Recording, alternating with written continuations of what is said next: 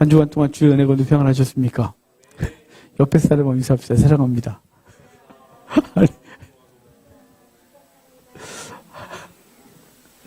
예, 제목이 있어요. 제목 같이 읽겠습니다. 그리스도의 종. 아멘. 우리는 지금 갈라디아서 인사말 그리고 서론에 해당하는 부분을 보고 있어요. 인사말을 하고 서론에서 말씀하기를 너희가 이 복음에서 속히 떠난 것을 내가 이상히 여긴다. 다른 복음은 없다. 다른 복음을 전하는 자들은 너희를 별 혼란하게 해서 그들이 너희들을 이렇게 주어 흔들려고 하는 것이다. 그러면서 하는 말이 오늘 다른 복음을 전하면 저주를 받는다. 저주를 받는다. 내가 사람을 기쁘게 하랴 하나님을 기쁘게 하랴. 내가 사람을 기쁘게 한다면 그리스도의 종이 아니다. 이런 말씀 오늘 본문에서 하고 계시거든요. 오늘 본문을 보면서 정말 우리는 그리스도의 종으로서 어떻게 말씀을 붙들고 그 말씀을 삶에 적용해야 되는지를 보도록 하겠습니다. 우리 1장 8절 이미 읽었지만 다시 한번 읽도록 하겠습니다. 그러나 우리나 혹은 하늘로부터 온 천사라도 우리가 너희에게 전한 복음 외에 다른 복음을 전하면 저주를 받을지어다. 앞에서도 분명히 다른 복음은 없다. 다른 복음을 전하는 자들은 너희를 변질시켜서 너희들의 영혼을 주어 흔들려고 하는 것이다. 그러므로 다른 복음을 전하면 안 된다 그랬는데요. 그래서 그런 의도 때문에 다른 복음을 전하면 저주를 받는다라고 아주 단호하게 말하고 있어요. 이렇게 사용한 것은 복음을 수호하고 복음이 얼마나 중요한지를 말하고 있는 것이죠. 바울은 왜 이렇게 단호하게 말하고 있을까요? 저주란 말 듣는 것 자체도 부담스럽고 저주란 말을 함부로 할 수도 없는 거 아니겠어요? 저주가 얼마나 무서워요. 그런데 이 저주란 말을 사도 바울이 이 갈라디아서라면서 앞에서 이렇게 심하게 쓰는 이유는 이 말씀이 갖고 있는 기능 때문에 그래요. 이 말씀은요, 어떤 기능을 갖고 있냐면 사람을 살리기도 하고 죽이기도 하는 기능을 갖고 있어요. 그래서 이 강단이 얼마나 중요하냐면 여기서 전해진 말씀은 생명을 살리고 죽이는 말씀이거든요. 그래서 복음을 왜곡하게 전하면 사람들 앉아서 그것을 듣고서 서서히 죽는 거고요. 복음을 바로 전하면 사람들이 들을 때 그것이 쓴 약 같아서 힘이 들긴 하지만 그 약을 자꾸 먹으면 생명을 살리고 건강하게 돼요. 그래서 이 말씀이 왜곡되는 것이 얼마나 위험한 일인지를 바울은 알기에 이 바울은 말씀 외에 다른 복음을 전하면 저주를 받는다. 이렇게 말씀하고 있는 거예요. 사도 바울은 늘 단호했어요. 예수 그리스도를 만나기 전에 유대교에 있을 때도 그는 단호했어요. 그래서 그는 그 유대교가 갖고 있는 율법의 말씀이 조금이라도 오염되는 것을 혐오해서 나사렛 예수를 믿는 사람들을 잡아 죽이고 그리고 스데반을 죽이는데 가장 앞장서고 심지어는 공문서 받아들고 이방 땅까지 다니면서 나사렛파를 잡아 죽이겠다고 쫓아게 댕겼던 사람이 바울이었잖아요. 그 열심히 했던 그는 예수 그리스도를 만나고 나서 율법은 사람을 살리는 게 아니라 죽이는 거였다는 걸 알고 생명을 살리는 복음, 그 복음 붙들고 이제는 그 복음의 전사로서 살아가는 거예요. 그래서 복음이 조금도 오염되거나 왜곡되면 안 된다는 거죠. 그래서 복음을 변질시키는 것, 그것은 저주를 받을지어다. 이렇게 강하게 말하고 있는 것입니다. 여러분 이 말씀에 대해서 어떻게 생각하세요? 그냥 성경 말씀 그냥 좋은 거 이렇게 생각하십니까? 아니요. 하나님 말씀은요. 생명이기 때문에 이 말씀을 붙들고 살아가느냐 그렇지 않느냐는 자기 영혼을 살리게 하느냐 죽이느냐예요. 그리고 그 영혼이 풍성해지냐 그렇지 않느냐죠. 오늘 이제 바울이 저주라는 단어를 쓰는데요. 이게 헬라어로 아나데마 그래요. 이 히브리어는요. 헤렘 그러거든요. 그 아나데마하고 헤렘이라는 단어가 의미가 똑같아요. 그래서 이 뜻이 뭐냐면요. 받쳐지다. 신에게 올려진 것, 받쳐진 것 이런 뜻이에요. 그러니까 봉헌이라는 뜻이죠. 우리 헤렘 그 어근이 하림이거든요. 하림은 봉헌되다 이런 뜻이에요. 그러니까 우리 하림교회가 우리 그냥 한문이 없이 하나님의 임재를 실감하는 교회라는 이름의 뜻도 있지만 히브리어로 하면 봉헌됐다, 봉헌된 이런 의미를 갖고 있어요. 헤렘, 아나데마 이 말이 하나님 앞에 봉헌됐다, 드려졌다 이런 뜻이거든요. 그런데 이 드려졌다라는 단어의 뜻은 반드시 뭘 전제하냐면 저주받다, 이 같이 가는 거예요. 그래서 여호수아서 보면요. 그 여리고성 전투에 대해서 주님이 말씀하실 때 그 전쟁 규례를 이렇게 말씀하세요. 너희는 온전히 바치고 그 바친 것 중에서 어떤 것이든지 취하여 너희가 이스라엘 진영으로 바치는 것이 되게 하여 고통을 당하게 되지 아니하도록 하래요. 그러니까 너희가 하나님 앞에 거기서 얻은 전리품들을 하나님께 바침, 헤렘하게 되는데 헤렘하지 않은 것을 헤렘한 것을 너희가 취하면 너희가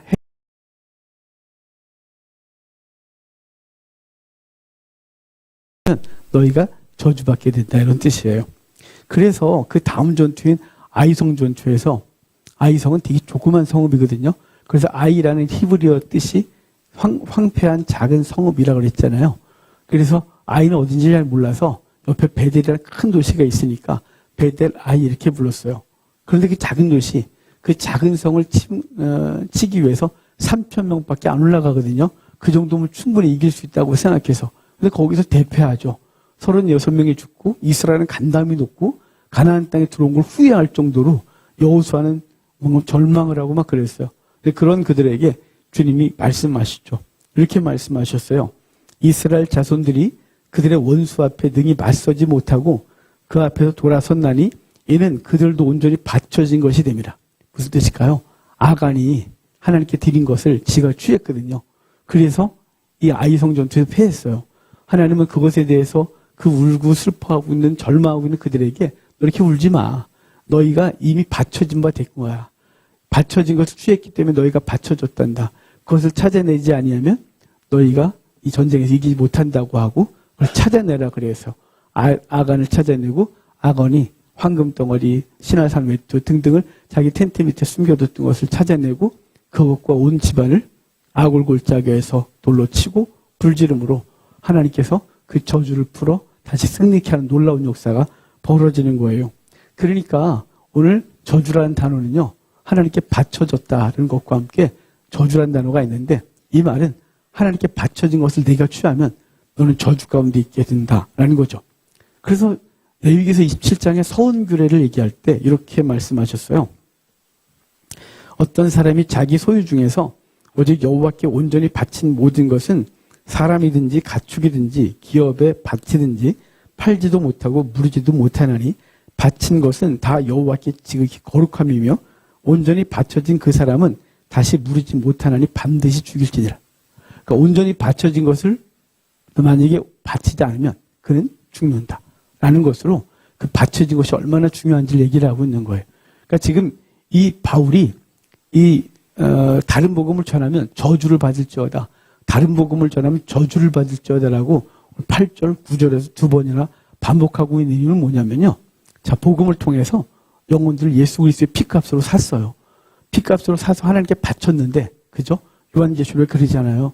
왜 예수 그리스도가 이를 뗄 자격이 있는지에 대한 얘기를 하면서 그의 피로 열방 중에서 사람들을 사서 하나님 앞에 드렸다. 그래서 이를 뗄 자격이 있다 그랬잖아요. 그러니까 우리는 예수 그리스도의 보혈로 사서 하나님께 바쳐진 존재, 헤렘된 존재인 거예요. 그런데 중간에서 거짓 교사들이 그 헤렘된 사람들을 취하고 자기들이 마음대로 움직이려고 하는 것에 대해서 바울은 말하기를 헤렘됐다. 저주받을지어다. 이렇게 말씀하고 있는 것입니다. 그러니까 중요한 것은 뭐냐면요. 우리가 하나님 앞에 드려진 존재고 그 드려진 존재들은 바른 말씀으로 바르게 양육되어야 될 권리가 있고 또 그들을 양육해야 될 의무가 책임이 우리 속에 있는 거예요. 그러니까 하나님의 말씀이 왜곡되게 전파되는 것 자체가 영혼들을 망가뜨린 거고 영혼들을 망가뜨린 자들은 저주 가운데 있을 것이다 라고 말하는 거죠.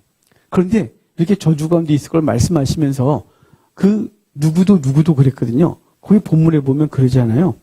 우리나 혹은 하늘로부터 온 천사라도 우리나 혹은 하늘로부터 온 천사라도 다른 복음을 전하면 저주를 받을 것이라 그래요. 천사. 유대인들에게 있어서 천사는 대단한 존재거든요. 하나님과 인간 사이에 율법의 중보자가 천사라고 생각했어요. 그리고 천사 숭배 사상이 있어서 천사에게 경배하는 유대 종교예요. 유대 그 안에서 천사는 신격을 갖고 있어서 신의 위치에 있었어요. 그래서 사도 요한도 요한계시록을 쓸 때 천사가 앞에 나타나서 말씀을 하니까 천사 앞에 두 번이나 경배하려고 하거든요. 그래서 천사가 그러지 마라. 나한테 경배하지 말고 오직 하나님께만 경배해라 라고 말하는 것으로 사람들이 당시 유대교 안에서도 천사 숭배 사상이 있었고 천사는 신적 존재임에도 불구하고 그 위대한 천사라도 복음을 왜곡하면 그는 저주를 받는다. 이렇게 말씀하고 있는 것이죠. 심지어는 우리들도 마찬가지다.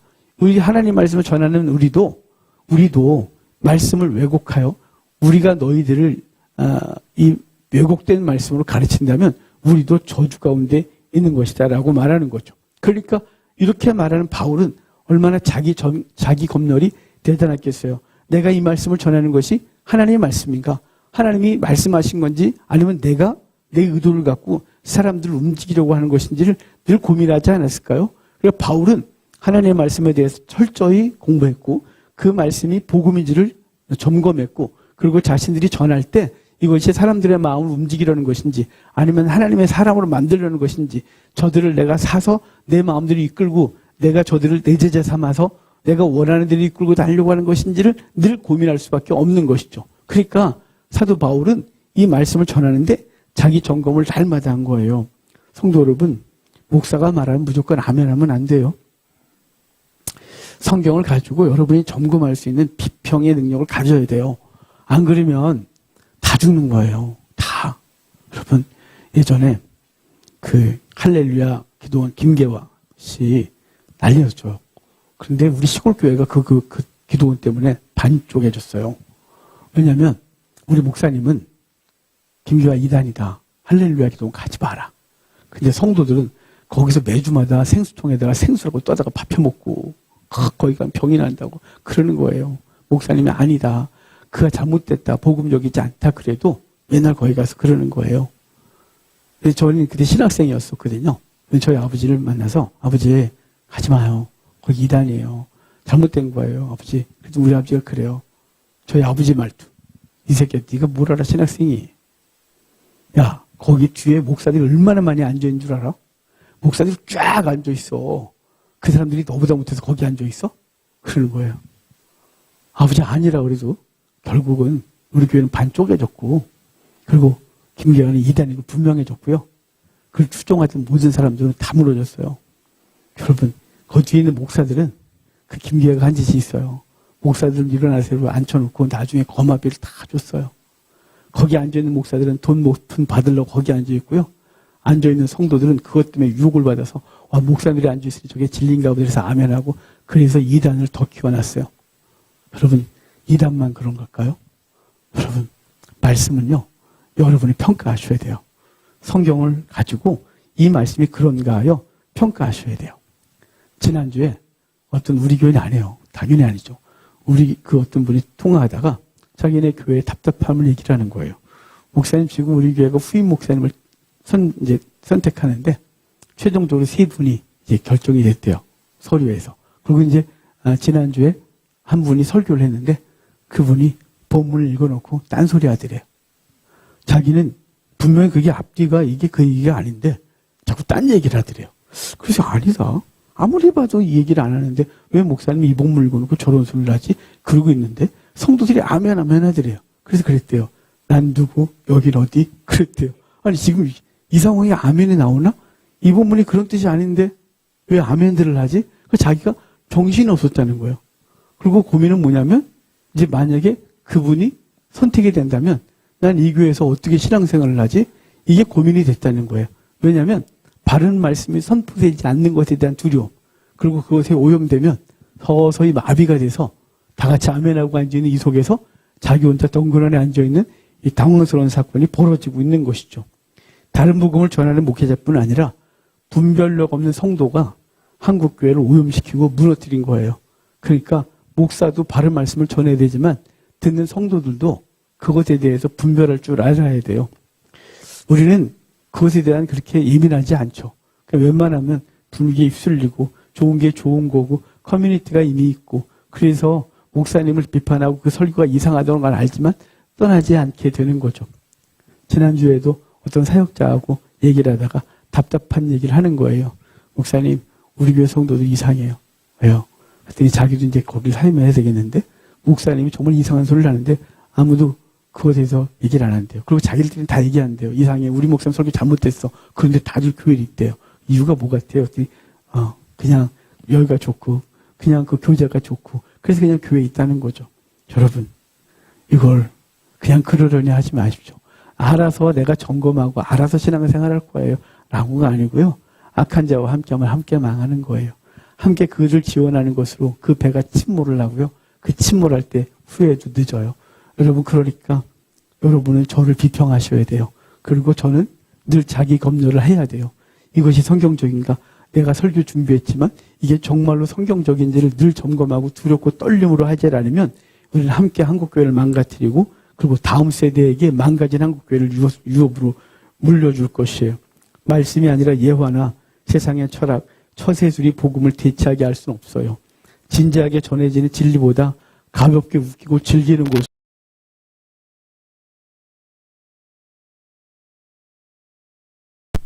한국교회는 망했다고 해요? 소망이 없다고 해요? 이건 누구나 하는 얘기예요. 왜 이런 소리를 들어야 할까요? 왜 이런 소리를 듣고 안타까워하거나 방법을 찾지 않을까요? 이유는 이미 다른 복음에 영혼이 오염됐고 자극적이고 달콤한 말에 마비되었기 때문에 더 이상 우리는 어떤 것도 요구하지 않는 어리석은 자가 된 거예요. 요즘 20, 30대가 정치에 깨어나고 있다 그러죠. 아주 좋은 반응이죠. 그전에는 아무 생각 없었어요. 유튜브 쇼츠나 보면서 세상을 살아가고 뭐 어쩌든지 간에 나라가 어떤 상관도 없이 살다가 요즘 깨어나고 있대요. 잘 된 거죠.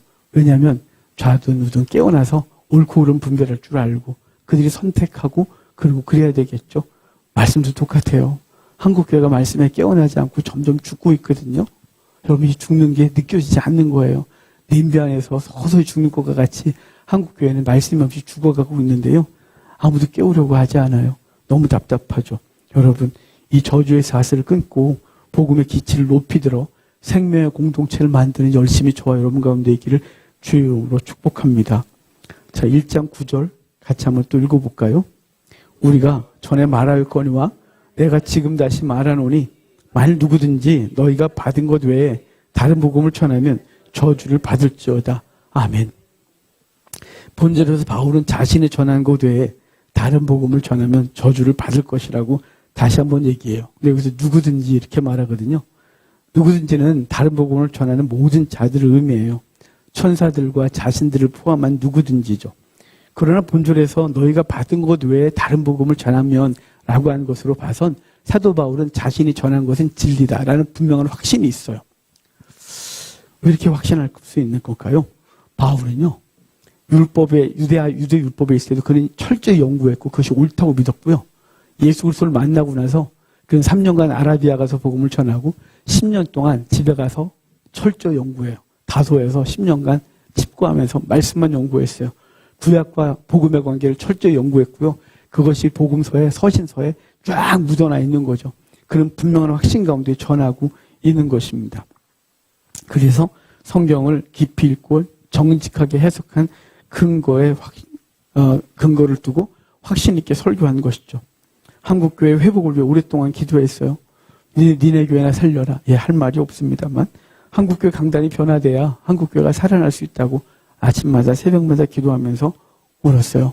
그래서 하나님께서 제 마음에 강단이 살아야 된다 라는 마음을 주셨고 하나님 강단 살리려면 목회자들을 변화시켜야 되는데 그들의 설교를 바꾸고 싶어요.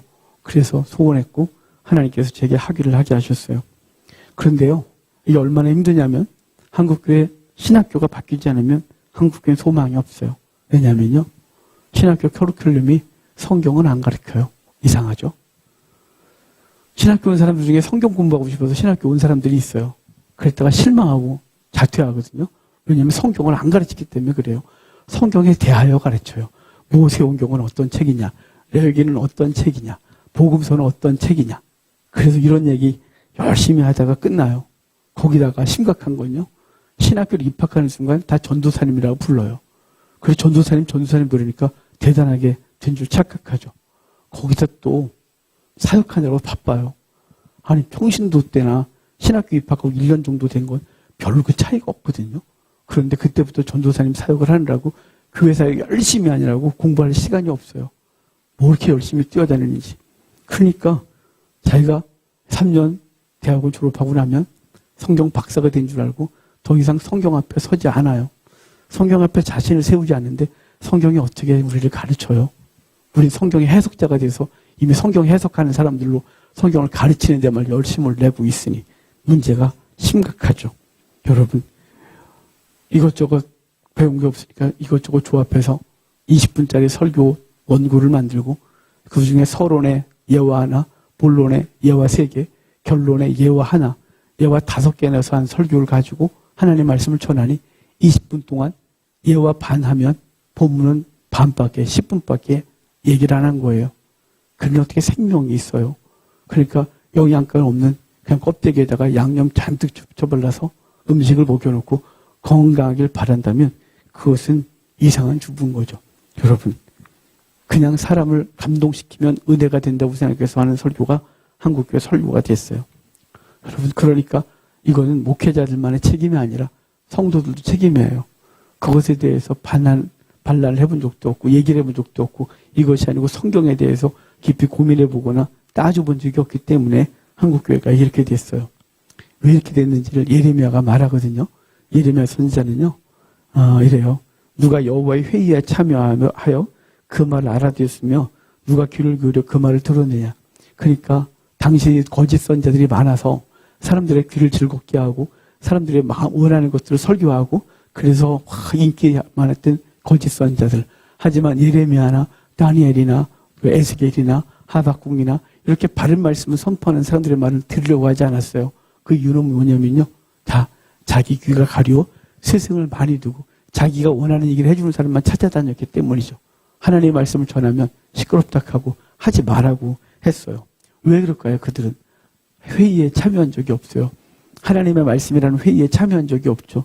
말씀 앞에서 자신을 세우고 정기적으로 말씀을 읽고 깊이 묵상하고 깨달은 것이 옳은지를 서로 논의하면서 토론하면서 이것이 정말 제대로 깨달은 건지를 알아야 되는데 그런 시간을 갖질 않은 거예요. 바쁘다는 핑계를 대고 시간이 없다는 핑계를 대고 목회자는 말씀을 거르고 성도들도 1년에 1독도 못하면서 난 성도다. 나는 말씀을 안다. 라고 생각하니까 자기 입맛에 맞는 성경들 몇 가지 가지고 1년을 살아내고 평생을 살아내는 이상한 현상을 우리는 보고 있는 거예요. 기적인 거죠. 이래도 안 죽고 있는 게. 여러분, 말씀에 관심을 가져야 해요. 제가 그러죠. 후배들한테 만약 말씀에 관심이 없거나 열심을 내지 않거나 성경 공부하기가 싫어지면 그날로 그만하라고. 왜냐하면 당신은 당신 영혼도 하나 살리지 못하고 영혼들을 죽이는 자가 될 거니까 그날로 사역을 내려놔라. 이렇게 말하거든요. 여러분, 성경보다 그 어떤 것 위에 서면 안 돼요. 예를 들어 유명한 설교자나 대형교회 목회자나 유명한 신학자나 심지어 루터나 칼뱅도 성경 위에 설 수 없어요. 또 그들의 신학이라는 것으로 필터를 가지고 성경을 볼 수 없어요. 뭐 칼빈의 5대 교리로 성경을 보거나 또는 알미니안주의로 성경을 필터를 가지고 보거나 이렇게 없어요. 그냥 있는 그대로 성경이 말하는 것 앞에 서서 성경의 말씀 앞에 성경이 창세기부터 요한계시록까지 어떻게 말씀하시는지를 늘 고민하고 그 말씀 앞에 자신을 세우고 그 말씀에 자신을 움직이도록 해야 해요. 그래야 소망이 있습니다. 자, 우리 10절을 같이 읽어볼까요? 10절이에요. 이제 내가 사람들에게 기쁨을 구하랴. 내가 지금까지 사람들의 기쁨을 구하였다면 그리스도의 종이 아니니라. 바울은 다른 복음을 없으며 자신이 전하여 준 그 외에 다른 복음을 전하면 저주를 받는다고 한 후에 내가 사람에게 기쁘게 하랴 또는 하나님께 좋게 하랴 사람에게 좋게 하랴 이렇게 물어요. 자신이 전한 복음이 만약 사람을 기쁘게 하는 것이라면 나는 지금 뭔가 잘못됐다라고 하는 것이죠. 그러면 사람들에게 좋게 보이는 것은 뭐고 하나님께 좋게 보이는 것은 무엇일까요? 오늘 본문에서는 일단 할례를 비롯한 율법 준수가 사람들에게 좋게 보이는 거죠. 당시 유대교 지도자들은 율법을 지켜서 구원받는다고 했으니까 거기 가서 회당에 가서 율법 얘기 적당히 하고 복음 살짝 얘기하고 그러면 박해받지 않고 돌에 맞지 않아도 됐다는 거죠. 그런데요, 이 부패한 종교성을 자극하는 설교가 그런 거거든요. 부패한 종교성이 뭐냐면요. 종교성이란 뭔가를 열심히 해서 신을 기쁘게 하는 게 종교성이에요. 그래서 많은 기독교 외의 모든 종교는 다 공로 사상이 바탕에 깔려 있어요. 신을 즐겁게 하고 신을 기쁘게 해야 자신이 원하는 것을 얻어내는 거죠. 그게 부패한 종교성이에요. 그게 기독교 안에 쑥 들어오면 어떻게 될까요? 당연히 기독교 안에서도 공로사상이 자리 잡죠. 기독교 안에서 열심을 내는 사람이 복을 받아야 되는 거죠. 하지만 주님은 그렇게 말한 적이 없다는 사실이에요. 주님은 오직 예수 그리스도의 복음, 예수 그리스도가 우리 죄를 짊어지고 죽으신 것을 믿으며 구원을 얻는다고 했지 너희가 이렇게 하면 구원받는다고 말한 적이 없어요. 부패한 종교성을 자극하면 사람들이 종교적이 돼요. 아니 종교성 열심을 내고 힘을 다해요. 그래서 예배 안 빠져요. 그래서 헌금 열심히 내요. 그래서 세상에서도 죄 안 지려고 되게 노력해요. 그런데 그게 종교성을 스스로 만족시키고 그래서 이것으로 자기가 신 앞에서 뭔가를 했다고 착각하게 만들죠. 하지만 부패한 종교성을 자극하는 것이 아니라 주님과 인격적인 만남을 잘 가르치면 주님과 인격적인 만남을 통하여 자신이 어떻게 살아야 되는지를 알아요. 자신이 무엇을 해야 주님을 기쁘게 하는지를 아는 거예요. 사람을 기쁘게 하는 것이 아니고 심지어 그 사람을 기쁘게 하는 것에 자기도 포함된 거 아세요? 자기 만족, 자기 종교성을 충족시키고 이렇게 살아가는 거예요. 근데 그것이 아니라 하나님을 즐겁게 기쁘게 하는 것은 뭐냐면 하나님이 원하신 것을 받아내는 거예요. 그것을 그냥 받는 거예요. 하나님은 뭘 안 하셨어요? 내가 너에게 보낸 아들, 그것을 받아주는 것, 그것을 영접하는 것을 주님이 좋게 여기는 거죠. 그것을 거부하고 자신의 공로나 열심히 인간적인 종교 행위를 하는 것, 그것은 싫어하시는 거죠. 그것이 바울이 고린도 교회를 향해 책망할 때도 그랬단 말이에요. 여러분, 우리를 하나님을 좋게 하는 것은 뭐냐? 그리스도를 구원의 유일한 조건으로 주신 것을 아멘으로 받아들이고 예수 그리스도를 구주로 받아들이는 것. 그것이 하나님을 즐겁게 하는 것입니다. 지금도 그렇습니다. 사람들의 귀를 즐겁게 하고 육신이 원하는 것을 만족시키는 설교를 사람들을 좋게 해요.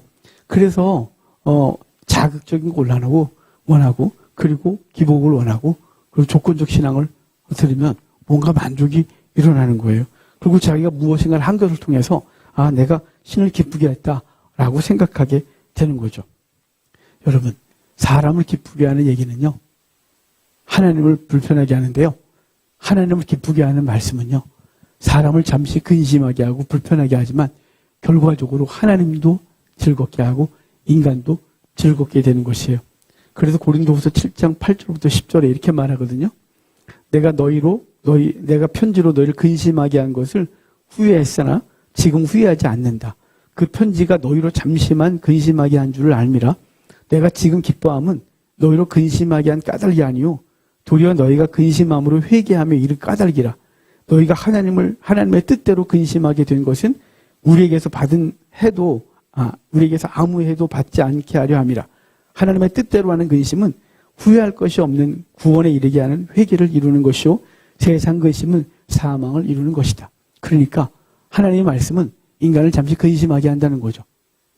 그렇지만 그 근심이 예수 그리스도를 받아들이고 내 죄를 어떻게 용서받는지를 아는 것, 그것은 하나님을 기쁘게 하고 결국은 그 영혼도 구원함을 얻고 바르게 살게 하는 거예요. 왜 사람들은 바른 복음을 싫어하냐면요. 우리의 심령이 어둡기 때문에 그래요. 우리는 철저히 종교성을 갖고 있기 때문에 바른 복음을 받아들이기 불편해해요. 그래서 자신의 귀를 만족시키는 세상을 많이 두고요. 허탄한 것에 마음을 두고 살아가죠. 여러분 오직 예수 그리스도가 우리 구세주고 그리스도만 우리의 유일한 구원자이심을 믿는 신앙에선 변함이 없기를 바라요. 그래서 바울의 결론이 이르잖아요. 내가 만약에 사람을 기쁘게 하면 나는 그리스도의 종이 아니다 라고요. 유대교에 있을 때나 그리스도 안에 있을 때 그는 사람을 기쁘게 하는 재주가 없었어요. 그래서 유대교에 있을 때는 유대교 안에 있지 않은 사람들 그리고 자신의 기준에 맞지 않는 사람을 정죄하고 심지어 죽였어요. 그리고 예수님을 믿고 나선 예수님의 복음, 그 복음에 해당하지 않는 사람들에 대하여 철저히 대적하고 그들을 변화시키기 위해 했었고 그들이 변화되지 않고 도리어 박해하면 먼지를 털어버리고 심지어 오늘 본문 말씀대로 저주를 선포할 정도로 강했습니다. 왜 그럴까요? 사람을 기쁘게 하면 사도 바울이 돌에 맞거나 수치를 당하는 데는 당하지 않았을 거예요. 하지만 사도 바울은 사람을 기쁘게 하는 것이 아니라 하나님을 기쁘게 하는 것이 삶의 목적이에요.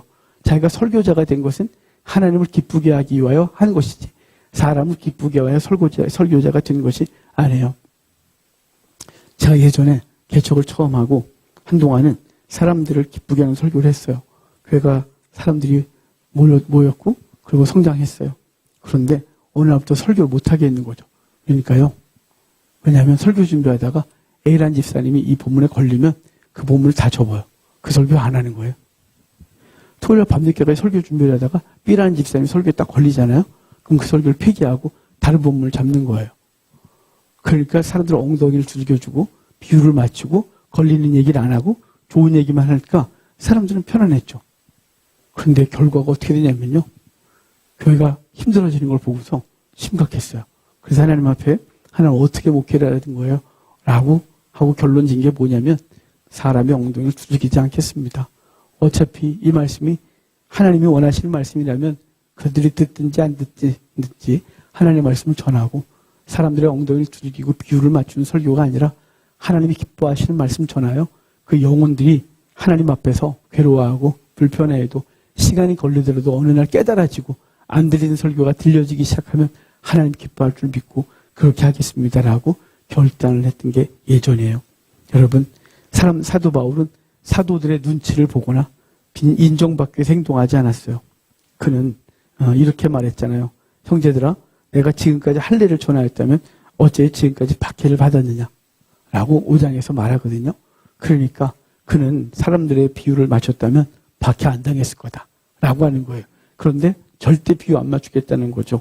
오직 하나님의 말씀을 전하고 그 말씀이 하나님을 기쁘게 한다면 난 그것으로 족하다. 왜냐하면 나는 너희 종이 아니고 심지어는 사도들의 종도 아니고 사람의 종도 아니고 나는 그리스도의 종이기 때문이다. 이렇게 말씀하고 있는 거예요. 여러분, 우리는 어떻습니까? 지금까지 사람의 뜻을 따라 살았습니까? 그 사람의 뜻이라는 게 주변 사람들의 요구, 그것을 떠나서 자신의 육적 욕을 따라서 자신의 육을 기쁘게 하는 삶을 살았는지 아니면 우리 안에 거하셔서 우리를 이끄시는 성령을 기쁘게 하는 삶을 살았는지를 스스로 점검하셔야 돼요. 그래서 이제부터라도 세상의 흐름을 따라 사는 존재가 아니라 오직 복음이 말하는 대로 말하고 복음에 가라고 하면 가고 복음에 멈추라면 멈추는 존재들이 되셔야 돼요. 목사는 성도 눈치를 보는 자가 아니라 하나님의 시선을 의식하는 자가 되어야 되고 성도는 세상의 요구를 따르는 자들이 아니라 하나님께서 이끄시는 대로 사는 자가 되어야 합니다. 그래야 오늘 바울이 말한 대로 나는 그리스도의 종이다. 나는 사람의 종이 아니다. 라는 말이 무엇인지 알게 됩니다. 이 본문 말씀이 깨달아지길 바라고요. 제가 그래서 갈라디아서 1장 10절 말씀을 정말 좋아하거든요. 나는 사람의 종이 아닙니다. 난 그리스도의 종입니다. 라고 하는 이 본문 말씀 이번 한 주간 동안 살면서 나는 누구의 종인가? 혹시나 난 내 육적 욕구의 종 되어진 건 아닌가? 나는 사람들의 비유를 맞추기 위하여 복음의 삶을 타협하고 있는 것 아닌가? 생각해보고 그리스도의 종이라면 어떻게 살아야 되는지를 생각하고 사는 오늘 이번 한 주간 되기를 주의 이름으로 축복합니다. 성찬 진행하겠습니다. 찬송가 251장 찬송입니다. 251장입니다.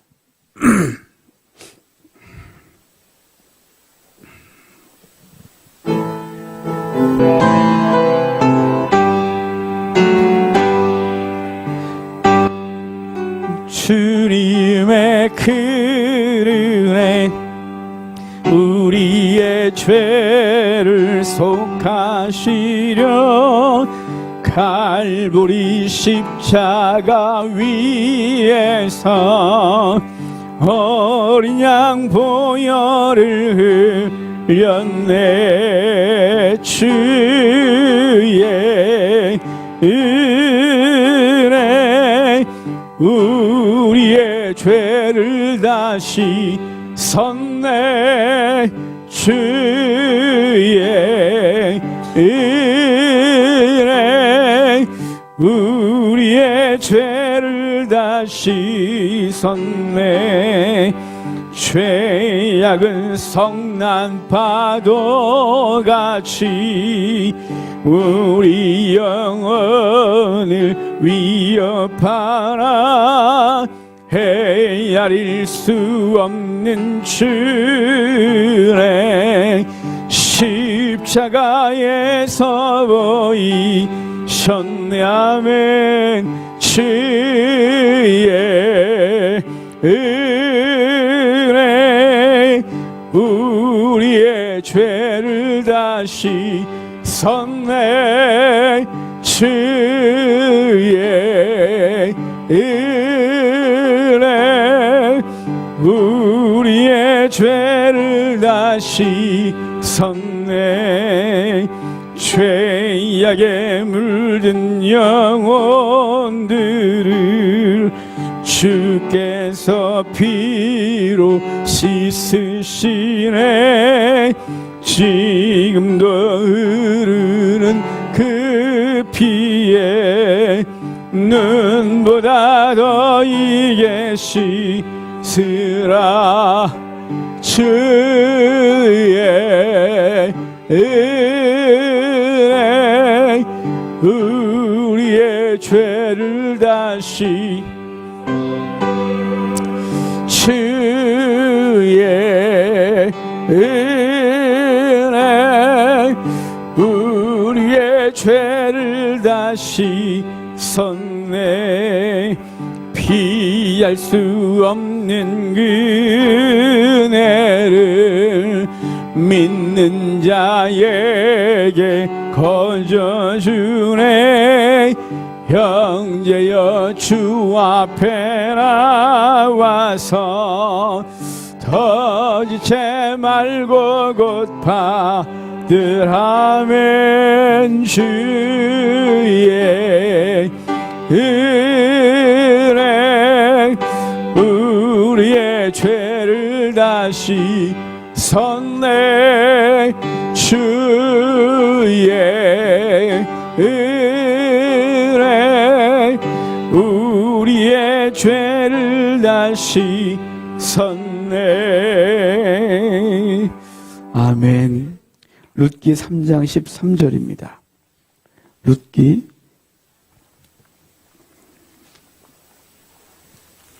3장 13절입니다. 제가 읽어드리겠습니다. 이 밤에 여기서 머무르라.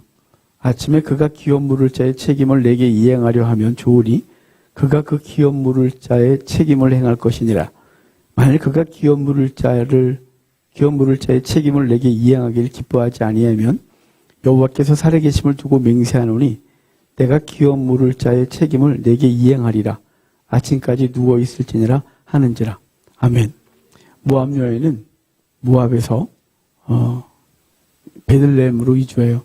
그는 모압 왕 에글론의 딸이었거든요. 그는 거기 있으면 그냥 왕족의 삶을 누릴 수 있었어요. 근데 그는 시므를 따라서 베들레헴으로 옵니다.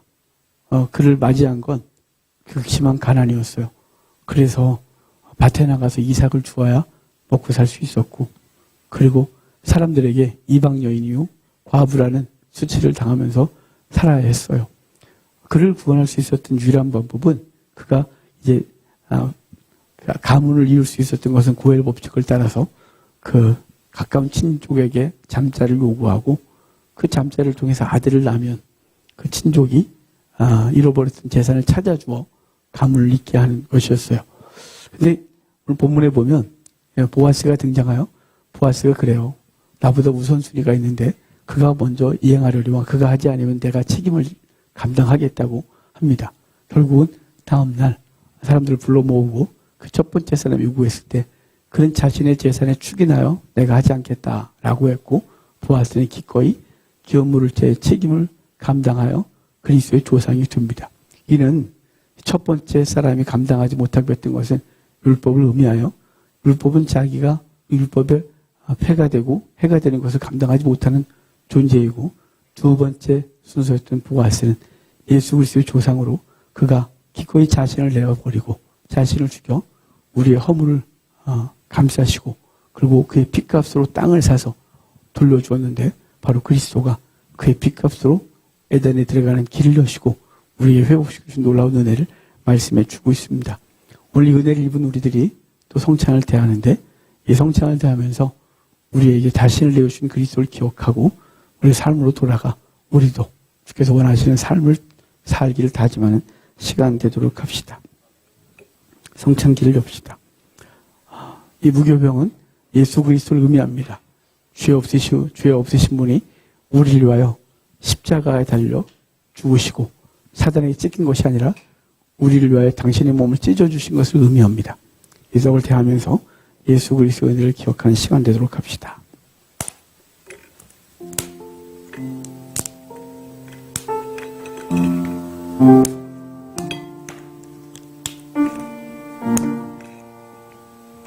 떡을 줍시다. 하나님 앞에 이렇게 기도합시다. 주님, 우리 같이 못난 것 위에 당신을 내어주셔서 감사합니다. 우리도 우리의 삶으로 돌아가서 내게 맡겨진 사람들에게 우리의 몸을 드리겠습니다. 그래서 그들을 살려내겠습니다. 다짐하고 기도하도록 합시다. 잠깐 기도하겠습니다. 하나님, 우리를 위하여 당신의 몸을 내주신 주여 감사합니다. 주신 놀라운 은혜 잊지 않게 하시고 우리 삶으로 돌아가 예수 그리스도를 드러내고 영혼들을 살려내는 삶을 살도록 은혜를 더해 주십시오. 늘 우리는 무엇을 할까라고 묻지만 그렇게 살지 못하고 주께서 원하신 대로 살지 못하는 우리의 모습이 있습니다. 부탁해 주시고 그렇게 살 수 있는 힘 주시기를 간절히 소원합니다. 감사합니다. 역사해 주십시오. 하나님 감사합니다. 오늘도 우리를 위하여 당신의 몸을 내어주신 주의 은혜 기억하게 하셔서 감사합니다. 보아스가 룻을 위하여 기업 물을 자의 책임을 진 것처럼 예수 그리스도는 우리의 허물을 대신하여 죽으시고 잃어버렸던 땅 천국을 다시 회복시켜 주신 놀라운 은혜 감사합니다. 이제 우리도 돌아가서 우리의 삶의 자리에서 기꺼이 주님처럼 죽게 하시고 그래서 우리 삶의 자리에 살아나는 역사가 있게 해주시길 원합니다. 감사합니다. 예수님의 이름으로 기도합니다. 아멘. 주님의 모입니다.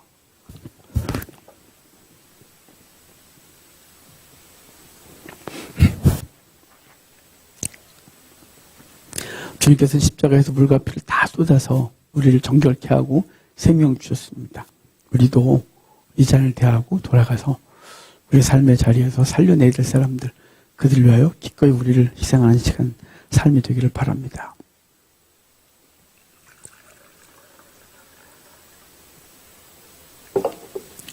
잔을 듭시다. 그리고 주님께 기도합시다. 주님, 우리도 주님처럼 용서하고 사랑하고 끌어안도록 해주십시오. 주님이 나 같은 거 그렇게 해주셨는데 저는 잘 못합니다. 하려고 애쓰는데 하려고 다가가면 몸이 굳고 용기가 나질 않고 때로는 자존심 상하고 그래서 어찌할 걸 모르겠습니다. 주님 우리를 도와주십시오. 하늘 보자 버리시고 이 땅에 오셔서 기꺼이 죽으신 주님의 그 모습 본받고 우리도 기꺼이 우리의 삶을 내려놓고 주님께서 원하시는 사람에게 다가가 우리를 내어주게 하소서. 우리 잠깐 기도합시다. 기도하겠습니다. 하나님, 주님께서 우리에게 주신 놀라운 은혜 그것을 가지고 우리의 삶으로 돌아갑니다. 주님, 내 자녀, 내 배우자, 내 부모, 내게 맡겨진 직장 동료, 그들을 위하여 기꺼이 우리를 드리게 하소서. 주의 은혜로 기꺼이 그렇게 살게 하소서. 그래서 살려내게 하소서. 하나님 감사합니다. 오늘도 주님께서 우리와 함께 해주시고 이 또 잔을 대하게 하셔서 감사합니다.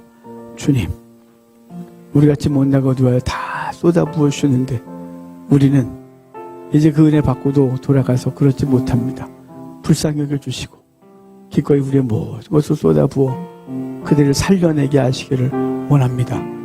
그래서 생명 공동체가 되는 놀라운 은혜가 우리의 삶의 자리가 되게 하시고 주님이 기뻐하는 삶이 우리에게 있게 해주십시오. 용기 주십시오. 죽을 힘 주십시오. 감사합니다. 예수님의 이름으로 기도합니다. 아멘. 주님의 피입니다.